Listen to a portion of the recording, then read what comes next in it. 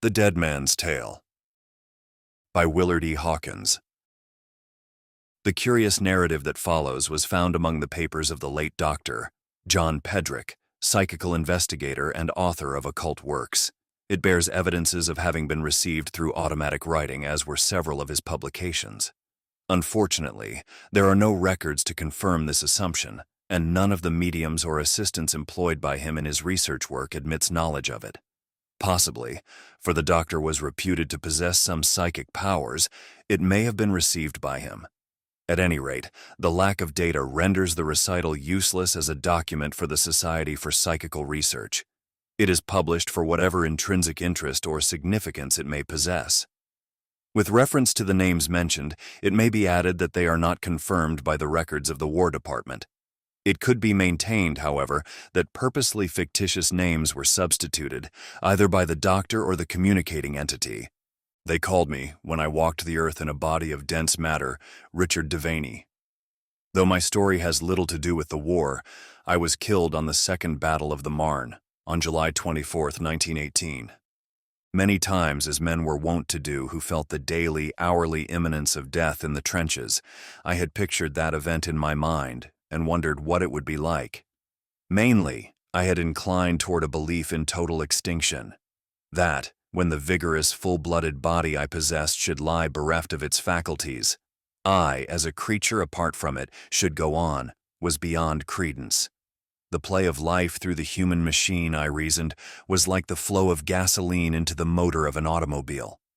Shut off that flow, and the motor became inert, dead, while the fluid which had given it power was in itself nothing. And so I confess it was a surprise to discover that I was dead, and yet not dead. I did not make the discovery at once. There had been a blinding concussion, a moment of darkness, a sensation of falling into a deep abyss. An indefinite time afterward, I found myself standing dazedly on the hillside, toward the crest of which we had been pressing against the enemy. The thought came that I must have momentarily lost consciousness. Yet now I felt strangely free from physical discomfort.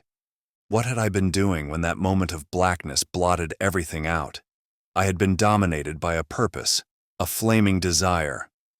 Like a flash, recollection burst upon me, and with it a blaze of hatred, not toward the Boche gunners ensconced in the woods above us, but toward the private enemy I had been about to kill. It had been the opportunity for which I had waited interminable days and nights. In the open formation, he kept a few paces ahead of me, as we alternately ran forward, then dropped on our bellies and fired. I had watched my chance. No one would suspect, with the dozens who were falling every moment under the merciless fire from the trees beyond, that the bullet which ended Winston's career came from a comrade's rifle. Twice I had taken aim but withheld my fire, not from indecision but lest, in my vengeful heat, I might fail to reach a vital spot. When I raised my rifle the third time, he offered a fair target. God, how I hated him! With fingers itching to speed the steel toward his heart, I forced myself to remain calm, to hold fire for that fragment of n second that would ensure careful aim. Then, as the pressure of my finger tightened against the trigger, came the blinding flash, the moment of blackness. 2. I had evidently remained unconscious longer than I realized. Save for a few figures that lay motionless or squirming in agony on the field, the regiment had passed on, to be lost in the freeze at the crest of the hill. With a pang of disappointment, I realized that Louis would be among them. Involuntarily, I started onward, driven still by that impulse of burning hatred when I heard my name called. Turning in surprise, I saw a helmeted figure crouching beside something huddled in the tall grass. No second glance was needed to tell me that the huddled something was the body of a soldier. I had eyes only for the man who was bending over him. Fate had been kind to me. It was Louis. Apparently, in his preoccupation, he had not noticed me. Coolly, I raised my rifle and fired. The result was startling. Louis neither dropped headlong nor looked up at the report. Vaguely, I questioned whether there had been a report. Thwarted, I felt the lust to kill mounting in me with redoubled fury. With rifle upraised, I ran toward him. A terrific swing, and I crashed the stock against his head. It passed clear through. Louis remained unmoved. Uncomprehending, snarling, I flung the useless weapon away and fell upon him with bare hands, with fingers that strained to rend and tear and strangle. Instead of encountering solid flesh and bone, they too passed through him. Was it a mirage? A dream? Had I gone crazy? Sobered, for a moment forgetful of my fury, I drew back and tried to reduce the thing to reason. Was Louis but a figment of the imagination? A phantom? My glance fell upon the figure beside which he was sobbing incoherent words of entreaty. I gave a start, then looked more closely. The dead man, for there was no question about his condition, with a bloody shrapnel wound in the side of his head, was myself. Gradually, the import of this penetrated my consciousness. Then I realized that it was Louis who had called my name, that even now he was sobbing it over and over. The irony of it struck me at the moment of realization. I was dead. I was the phantom who had meant to kill Louis. I looked at my hands, my uniform. I touched my body. Apparently, I was as substantial as before the shrapnel buried itself in my head. Yet when I had tried to grasp Louis, my hand seemed to encompass only space. Louis lived, and I was dead. The discovery for a time benumbed my feeling toward him. With impersonal curiosity, I saw him close the eyes of the dead man, the man who, somehow or other, had been me. I saw him search the pockets and draw forth a letter I had written only that morning, a letter addressed to... With a sudden surge of dismay, I darted forward to snatch it from his hands. He should not read that letter. Again, I was reminded of my impalpability. But Louis did not open the envelope, although it was unsealed. He read the superscription, kissed it as sobs rent his frame, and thrust the letter inside his khaki jacket. "Dick, buddy," he cried brokenly. "Best pal man ever had. How can I take this news back to her?" My lips curled. To Louis, I was his pal, his buddy. Not a suspicion of the hate I bore him. Had borne him ever since I discovered in him a rival for Velma Roth. Oh, I had been clever. It was our unselfish friendship that endeared us both to her. A sign of jealousy, of ill nature, and I would have forfeited the paradise of her regard that apparently shared with Louis. I had never felt secure of my place in that paradise. True, I could always awaken a response in her, but I must put forth effort in order to do so. He held her interest, it seemed, without trying. They were happy with each other and in each other. Our relations might be expressed by likening her to the water of a placid pool, Louis to the basin that held her, me to the wind that swept over it. By exerting myself, I could agitate the surface of nature into ripples of pleasurable excitement, could even lash her emotions into a tempest. She responded to the stimulation of my mood, yet in my absence, settled contentedly into the peaceful comfort of Louis's steadfast love. I felt vaguely then, and am certain now with a broader perspective toward realities, that Velma intuitively recognized Louis as her mate, yet feared to yield herself to him because of my sway over her emotional nature.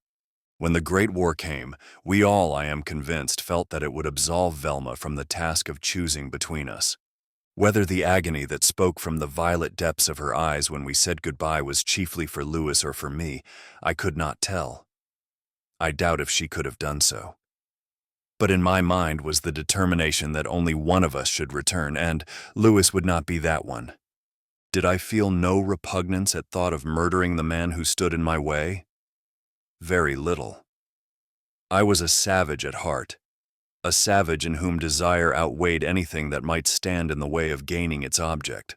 From my point of view, I would have been a fool to pass the opportunity. Why I should have so hated him, a mere obstacle in my path, I do not know.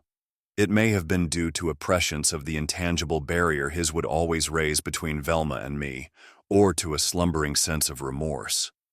But speculation aside, here I was, in a state of being that the world calls death, while Louis lived, was free to return home, to claim Velma, to flaunt his possession of all that I held precious. It was maddening. Must I stand idly by, helpless to prevent this? 3. I have wondered since how I could remain so long in touch with the objective world, why I did not at once or very soon find myself shut off from earthly sights and sounds, as those in physical form are shut off from the things beyond. The matter seems to have been determined by my will. Like weights of lead, envy of Louis and passionate longing for Velma held my feet to the sphere of dense matter. Vengeful, despairing, I watched beside Louis. When at last he turned away from my body and, with tears streaming from his eyes, began to drag a useless leg toward the trenches we had left, I realized why he had not gone on with the others to the crest of the hill. He, too, was a victim of Boche gunnery.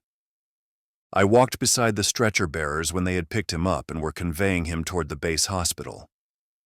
Throughout the weeks that followed, I hovered near his cot, watching the doctors as they bound up the lacerated tendons in his thigh and missing no detail of his battle with the fever. Over his shoulder, I read the first letter he wrote home to Velma, in which he gave a belated account of my death, dwelling upon the glory of my sacrifice. "I have often thought that you two were meant for each other," he wrote, "and that if it had not been for fear of hurting me, you would have been his wife long ago. He is the best buddy a man ever had. If only I could have been the one to die." Had I known it, I could have followed this letter across seas, could, in fact, have passed it, and, by an exercise of the will, have been at Velma's side in the twinkling of an eye. But my ignorance of the laws of the new plane was total. All my thoughts were centered upon a problem of entirely different character. Never was hold upon earthly treasure more reluctantly relinquished than was my hope of possessing Velma. Surely, death could not erect so absolute a barrier. There must be a way, some loop, hole of communication, some chance for a disembodied man to contend with his corporeal rival for a woman's love. Slowly, very slowly, dawned the light of a plan. So feeble was the glimmer that it would scarcely have comforted one in less desperate straits, but to me it appeared to offer a possible hope. I set about methodically, with infinite patience, evolving it into something tangible, even though I had but the most indefinite idea of what the outcome might be. The first suggestion came when Louis had so far recovered that but little trace of the fever remained. One afternoon, as he lay sleeping, the mail distributor handed a letter to the nurse who happened to be standing beside his cot. She glanced at it, then tucked it under his pillow. The letter was from Velma, and I was hungry for the contents. I did not then know that I could have read it easily, sealed though it was. In a frenzy of impatience, I exclaimed, "Wake up, confound it, and read your letter." With a start, he opened his eyes. He looked around with a bewildered expression. "Under your pillow," I fumed. "Look under your pillow." In a dazed manner, he put his hand under the pillow and drew forth the letter. A few hours later, I heard him commenting on the experience to the nurse. "Something seemed to wake me up," he said, "and I had a peculiar impulse to feel under the pillow. It was just as if I knew I would find the letter there." The circumstances seemed as remarkable to me as it did to him. It might be coincidence, but I determined to make a further test. A series of experiments convinced me that I could, to a very slight degree, impress my thoughts and will upon Louis, especially when he was tired or on the borderland of sleep. Occasionally, I was able to control the direction of his thoughts as he wrote home to Velma. On one occasion, he was describing for her a funny little French woman who visited the hospital with a basket that always was filled with cigarettes and candy. "Last time," he wrote, "she brought with her a boy whom she called." He paused, with pencil upraised, trying to recall the name. A moment later, he looked down at the page and stared with astonishment. The words, "She called him Maurice," had been added below the unfinished line. "I must be going daffy," he muttered. "I'd swear I didn't write that." Behind him, I stood rubbing my hands in triumph. It was my first successful effort to guide the pencil while his thoughts strayed elsewhere. Another time, he wrote to Velma, "I've a strange feeling lately that dear old Dick is near. Sometimes as I wake up, I seem to remember vaguely having seen him in my dreams.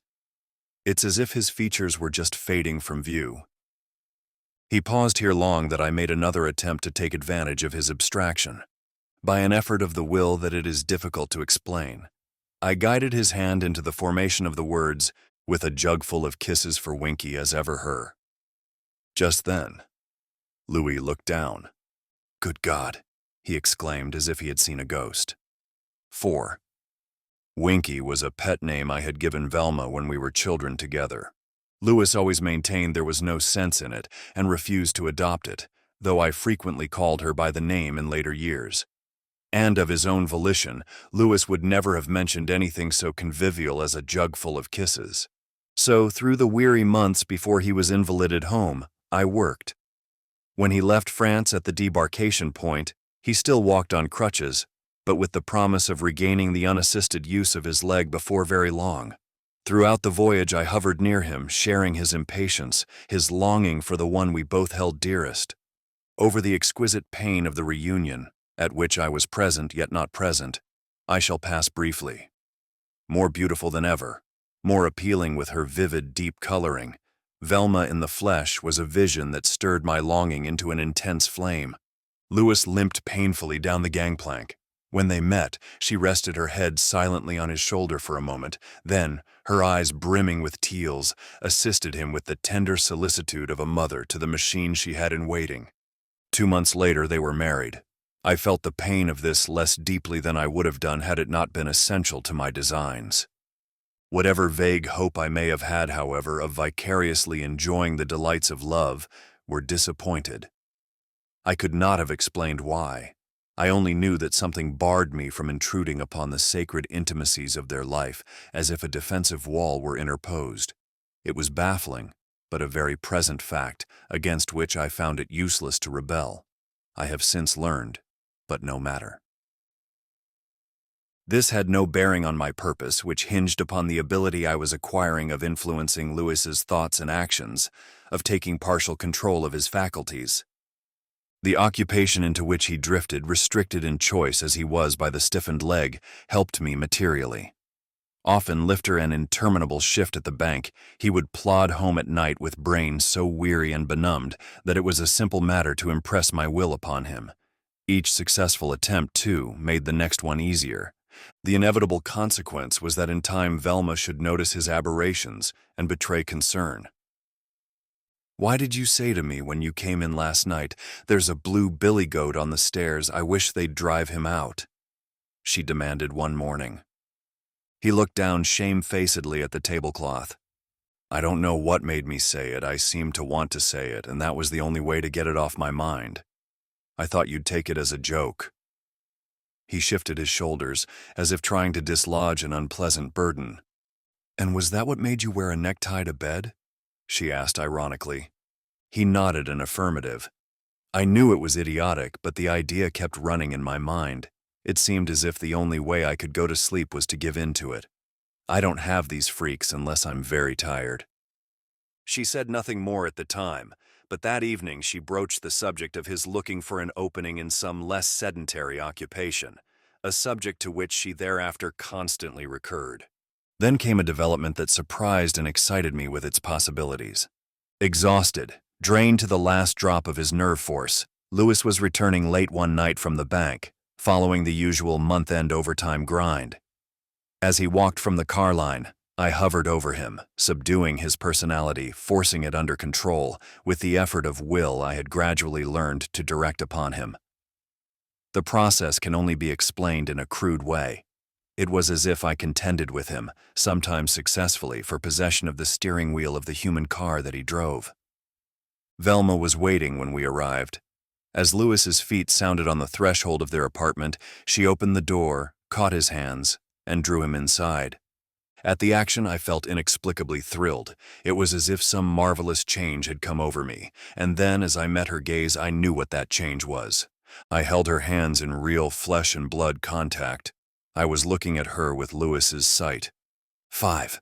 The shock of it cost me what I had gained. Shaken from my poise, I felt the personality I had subdued regain its sway.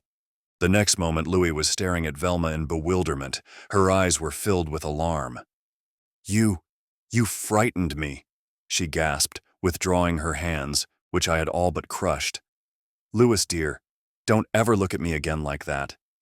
I can imagine the devouring intensity of gaze that had blazed forth from the features in that brief moment when they were mine. From this time, my plans quickly took form. 2 modes of action presented themselves. The first and more alluring, however, I was forced to abandon. It was none other than the wild dream of acquiring exclusive possession of Louis's body, of forcing him down, out, and into the secondary place I had occupied. Despite the progress I had made, this proved inexpressibly difficult. For one thing, there seemed an affinity between Louis's body and his personality, which forced me out when he was moderately rested. This bond I might have weakened, but there were other factors. One was the growing conviction on his part that something was radically wrong. With a faculty I had discovered of putting myself on rapport with him and reading his thoughts, I knew that at times he feared that he was going insane. I once had the experience of accompanying him to an alienist and there, like the proverbial fly on the wall, overhearing learned scientific names applied to my efforts. The alienist spoke of dual personality, amnesia, and the subconscious mind, while I laughed in my, shall I say, ghostly sleeve. But he advised Louis to seek a complete rest and, if possible, to go into the country to build up physically, which was what I desired most to prevent. I could not play the Mr. Hyde to his doctor. Jekyll if Louis maintained his normal virility.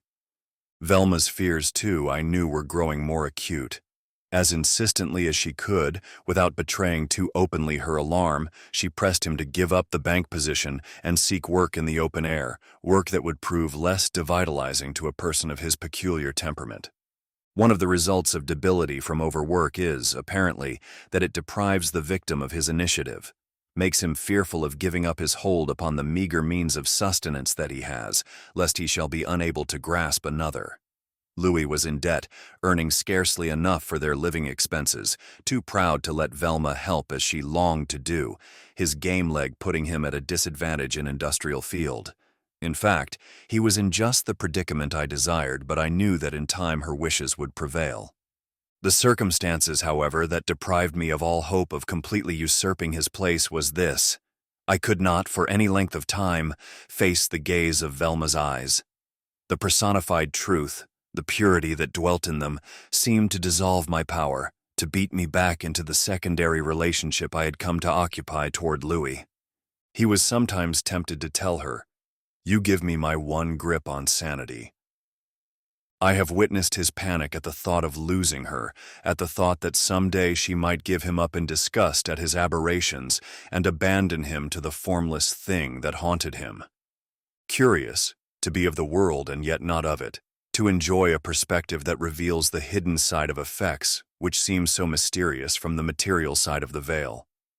But I would gladly have given all the advantages of my disembodied state for 1 hour of flesh and blood companionship with Velma. My alternative plan was this: if I could not enter her world, what would prevent me from bringing Velma into mine? 6. Daring? To be sure. Unversed as I was in the laws that govern this mystery of passing from the physical into another state of existence, I could only hope that the plan would work. It might, and that was enough for me. I took a gambler's chance by risking all I might gain, all might gain. The thought of what I might gain transported me to a heaven of pain and ecstasy. Velma and I in a world apart, a world of our own, free from the sordid trammels that mar the perfection of the rosiest earth existence. Velma and I, together through all eternity. This much reason I had for hoping. I observed that other persons passed through the change called death, and that some entered a state of being in which I was conscious of them and they of me. Uninteresting creatures they were, almost wholly preoccupied with their former earth interests. But they were as much in the world as I had been in the world of Velma and Louis before that fragment of shrapnel ruled me out of the game. A few, it was true, on passing from their physical habitations, seemed to emerge into a sphere to which I could not follow. This troubled me. Velma might do likewise, yet I refused to admit the probability, refused to consider the possible failure of my plan. The very intensity of my longing would draw her to me. The gulf that separated us was spanned by the grave. Once Velma had crossed to my side of the abyss, there would be no going back to Louis. Yet I was cunning. She must not come to me with overpowering regrets that would cause her to hover about Louis as I now hovered about her. If I could inspire her with horror and loathing for him. Ah, if I only could. As a preliminary step, I must induce Louis to buy the instrument, with which my purpose was to be accomplished. This was not easy, for on nights when he left the bunk during shopping hours, he was sufficiently vigorous to resist my will. I could work only through suggestion. In a pawn shop window that he passed daily, I had noticed a revolver prominently displayed. My whole effort was concentrated upon bringing this to his attention. The second night, he glanced at the revolver but did not stop. 3 nights later, drawn by a fascination for which he could not have accounted, he paused and looked at it for several minutes, fighting an urge that seemed to command, "Step in and buy." When a few evenings later he arrived home with the revolver and a box of cartridges that the pawnbroker had included in the sale, he put them hastily out of sight in a drawer of his desk. He said nothing about his purchase, but the next day Velma came across the weapon and questioned him regarding it. Visibly confused, he replied, "Oh, I thought we might need something of the sort. Saw it in a window, and the notion of having it sort of took hold of me. There's been a lot of housebreaking lately, and it's just as well to be prepared." And now with impatience I waited for the opportunity to stage my denouement. It came naturally at the end of the month when Louis, after a prolonged day's work, returned home. Soon after midnight, his brain benumbed with poring over interminable columns of figures. When his feet ascended the stairs to his apartment, it was not his faculties that directed them, but mine, cunning, alert, aflame with deadly purpose. Never was more weird preliminary to a murder. The entering, in guise of a dear, familiar form, of a fiend incarnate, intent upon destroying the flower of the home. I speak of a fiend incarnate even though I was that fiend, for I did not enter Louis's body in full expression of my faculties. Taking up physical life, my recollection of existence as a spirit entity was always shadowy. I carried through the dominating impulses that had actuated me on entering the body, but scarcely more. And the impulse I had carried through that night was the impulse to kill. 7. With utmost caution, I entered the bedroom. My control of Louis's body was complete. I felt for perhaps the first time so corporeally secure that the vague dread of being driven out did not oppress me. The room was dark, but the soft, regular breathing of Velma, asleep, reached my ears. It was like the invitation that rises in the scent of old wine which the lips are about to quaff, quickening my eagerness and setting my brain on fire. I did not think of love, I lusted, but my lust was to destroy that beautiful body, to kill. However, I was cunning. With caution, I felt my way toward the desk and secured the revolver, filling its chambers with leaden emissaries of death. When all was in readiness, I switched on the light. She wakened almost instantly. As the radiance flooded the room, a startled cry rose to her lips. It froze, unuttered, as, half rising, she met my gaze. Her beauty, the raven blackness of her hair falling over her bare shoulders and full hearing bosom, fanned the flame of my gory passion into fury. In an ecstasy of triumph, I stood drinking in the picture, while I temporized with the lust to kill. Prolonging the exquisite sensation, she was battling for self-control. "Louis." The name was gasped through bloodless lips. Involuntarily, I shrank, reeling a little under her gaze. A dormant something seemed to rise in feeble protest at what I sought to do. The leveled revolver wavered in my hand, but the note of panic in her voice revived my purpose. I laughed, mockingly. "Louis!" Her tone was sharp, but edged with terror. "Louis, put down that pistol. You don't know what you are doing." She struggled to her feet and now stood before me. God, how beautiful, how tempting that pure white bosom. "Put down that pistol," she ordered hysterically. She was frantic with fear, and her fear was like the blast of a forge upon the white heat of my passion. I mocked her. A shrill, maniacal laugh burst from my throat. She had said I didn't know what I was doing. Oh yes, I did. "I'm going to kill you. Kill you." I shrieked and laughed again. She swayed forward like a wraith as I fired. Or perhaps that was the trick played by my eyes as darkness overwhelmed me. 8. A few fragmentary pictures stand out in my recollection like clear-etched cameos on the scroll of the past. One is of Louis standing dazedly, slightly swaying as with vertigo, looking down at the smoking revolver in his hand. On the floor before him, a crumpled figure in ebony and white and vivid crimson. Then a confusion of frightened men and women in oddly assorted nondescript attire, uniformed officers bursting into the room and taking the revolver from Louis's unresisting hand. Clumsy efforts at lifting the white-robed body to the bed, a crimson stain spreading over the sheet. A doctor, attired in collarless shirt and wearing slippers, bending over her. Finally, after a lapse of hours, a hushed atmosphere, efficient nurses, the beginning of delirium. And one other picture, of Louis, cringing behind the bars of his cell, denied the privilege of visiting his wife's bedside, crushed, dreading the hourly announcement of her death, filled with unspeakable horror of himself. Velma still lived. The bullet had pierced her left lung and life hung by a tenuous thread. Hovering near, I watched with dispassionate interest the battle for life. For the time I seemed emotionally spent. I had made a supreme effort. Events would now take their inevitable course and show whether I had accomplished my purpose. I felt neither anxious nor overjoyed, neither regretful nor triumphant, merely impersonally curious. A fever set in lessening Velma's slender chances of recovery. In her delirium, her thoughts seemed always of Louis. Sometimes she breathed his name pleadingly, tenderly, then cried out in terror at some fleeting rehearsal of the scene in which he stood before her, the glitter of insanity in his eyes, the leveled revolver in his hand.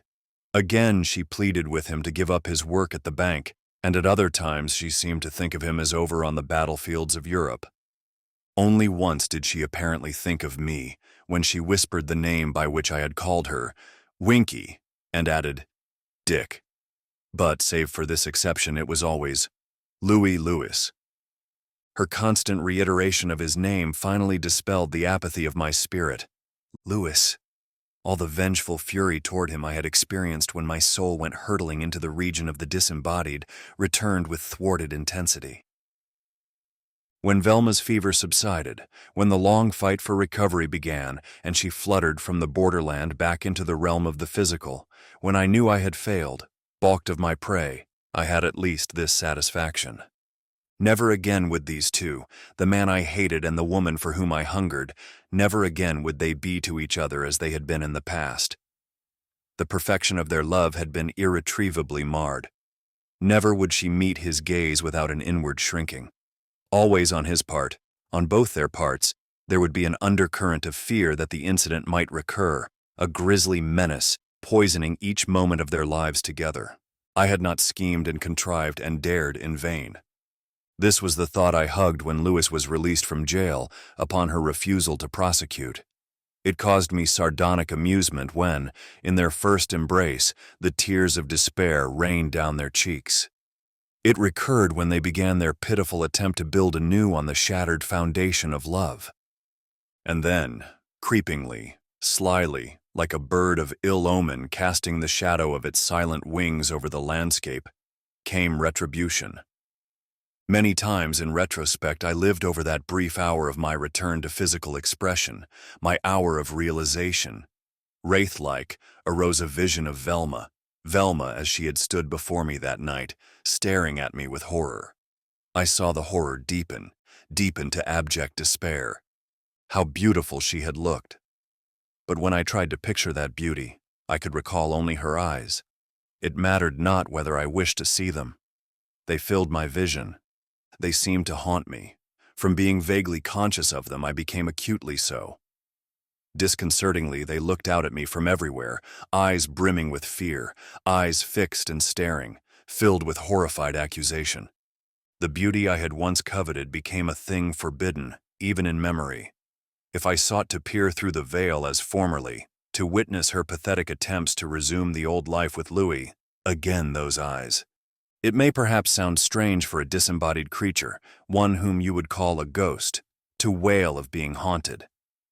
Yet haunting is of the spirit, and we of the spirit world are immeasurably more subject to its conditions than those whose consciousness is centered in the material sphere. God, those eyes. There is a refinement of physical torture which consists of allowing water to fall, drop by drop, for an eternity of hours, upon the forehead of the victim. conceive of this torture increased 1,000-fold, and a faint idea may be gained of the torture that was mine. From seeing everywhere, constantly, interminably, two orbs ever filled with the same expression of horror and reproach. Much have I learned since entering the land of the shades. At that time I did not know, as I know now, that my punishment was no affliction from without, but the simple result of natural law. Cause set in motion must work out their full reaction. The pebble cast into a quiet pool makes ripples which in time return to the place of their origin. I had cast more than a pebble of disturbance into the harmony of human life, and through my intense preoccupation in a single aim had delayed longer than usual the reaction I had created for myself, a hell. Inevitably, I was drawn into it. Gone was every desire I had known to hover near the two who had so long engrossed my attention. Haunted, harried, scourged by those dreadful accusers, I sought to fly from them to the ends of the earth. There was no escape yet. Driven frantic, I still struggled to escape, because that is the blind impulse of suffering creatures.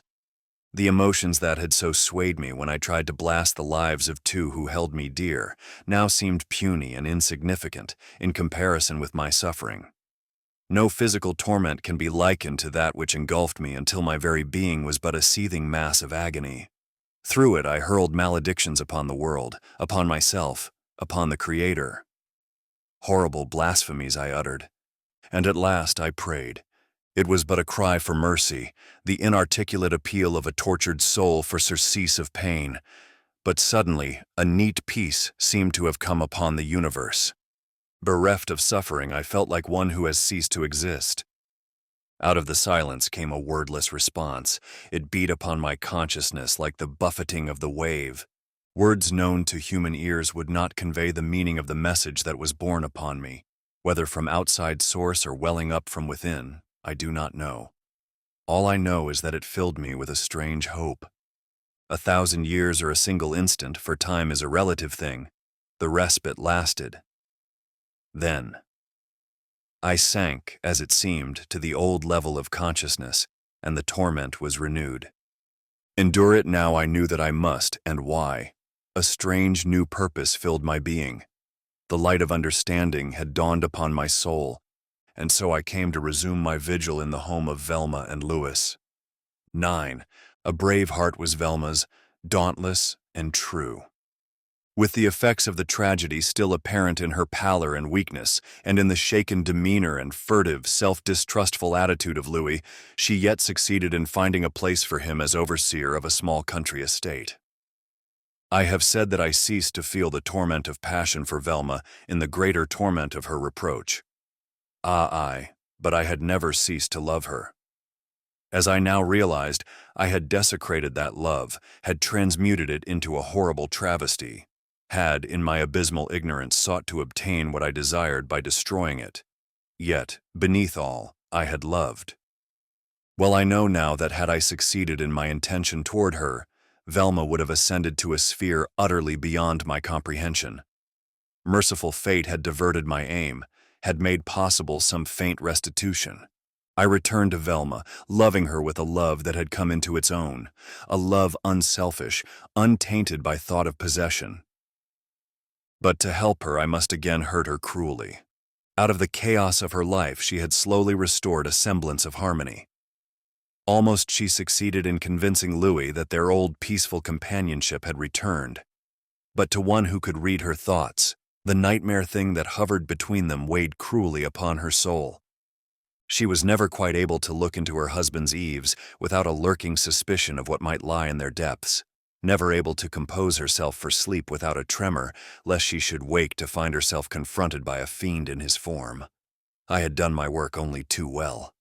Now, slowly and inexorably, I began again undermining Louis's mental control. The old ground must be traversed anew, because he had gained in strength from the respite I had allowed him, and his outdoor life gave him a mental vigor with which I had not been obliged to contend before. On the other hand, I was equipped with new knowledge of the power I intended to wield. I shall not relate again the successive stages by which I succeeded, first in influencing his will, then in partially subduing it, and finally, in driving his personality into the background for indefinite periods. The terror that overwhelmed him when he realized that he was becoming a prey to his former aberrations may be imagined. To shield Velma, I performed my experiments when possible, while he was away from her. But she could not long be unaware of the moodiness, the haggard droop of his shoulders, which accompanied his realization that the old malady had returned. The deepening terror in her expression was like a scourge upon my spirit, but I must wound her in order to cure. More than once I was forced to exert my power over Louis to prevent him from taking violent measures against himself. As I gained the ascendancy, a determination to end it all grew upon him. He feared that unless he took himself out of Velma's life, the insanity would return and force him again to commit a frenzied assault upon the one he held most dear. Nor could he avoid seeing the apprehension in her manner that told him she knew, the shrinking that she bravely tried to conceal. Though my power over him was greater than before, it was intermittent. I could not always exercise it. I could not, for example, prevent his borrowing a revolver one day from a neighboring farmer, on pretense of using it against a marauding dog that had lately visited the poultry yard. Though I knew his true intention, the utmost that I could do, for his personality was strong at the time, was to influence him to postpone the deed he contemplated. That night I took possession of his body while he slept. Velma lay, breathing quietly, in the next room, for as this dreaded thing came upon him, they had, through tacit understanding, come to occupy separate bedrooms, partially dressing. I stole downstairs and out to the tool shed where Louis, fearing to trust it near him in the house, had hidden the revolver. As I returned, my whole being rebelled at the task before me, yet it was unavoidable if I would restore to Velma what I had wrenched from her. Quietly though I entered her room, a gasp, or rather a quick hysterical intake of breath, warned me that she had wakened. I flashed on the light. She made no sound. Her face went white as marble. The expression in her eyes was that which had tortured me into the depths of a hell more frightful than any conceived by human imagination. A moment I stood swaying before her with leveled revolver, as I had stood on that other occasion months before. Slowly I lowered the revolver and smiled, not as Louis would have smiled, but as a maniac, formed in his likeness, would have smiled. Her lips framed the word Louis, but in the grip of despair she made no sound. It was the despair not merely of a woman who felt herself doomed to death, but of a woman who consigned her loved one to a fate worse than death. Still I smiled, with growing difficulty, for Louis's personality was restive and my time in the usurped body was short. In that moment I was not anxious to give up his body. At this new glimpse of her beauty through physical sight, my love for Velma flamed into hitherto unrealized intensity. For an instant my purpose in returning was forgotten. Forgotten was the knowledge of the ages which I had sipped since last I occupied the body in which I faced her. Forgotten was everything save Velma. As I took a step forward, my arms outstretched, my eyes expressing God knows what depth of yearning, she uttered a scream. Blackness surged over me. I stumbled. I was being forced out. That cry of terror had vibrated through the soul of Louis, and he was struggling to answer it. Instinctively, I battled against the darkness, dung to my hard-won ascendancy. A moment of conflict, and again I prevailed. Once more I smiled. The effect of it must have been weird, for I was growing weaker and Louis had returned to the attack with overwhelming persistence. My tongue strove for expression. Sorry, Winky, it won't happen again. I'm not coming back. When I recovered from the momentary unconsciousness that accompanies transition from the physical to spiritual, Louis was looking in affright at the huddled figure of Velma, who had fainted away. The next instant he had gathered her in his arms. Though I had come near failing in the attempt to deliver my message, I had no fear that my visit would prove in vain.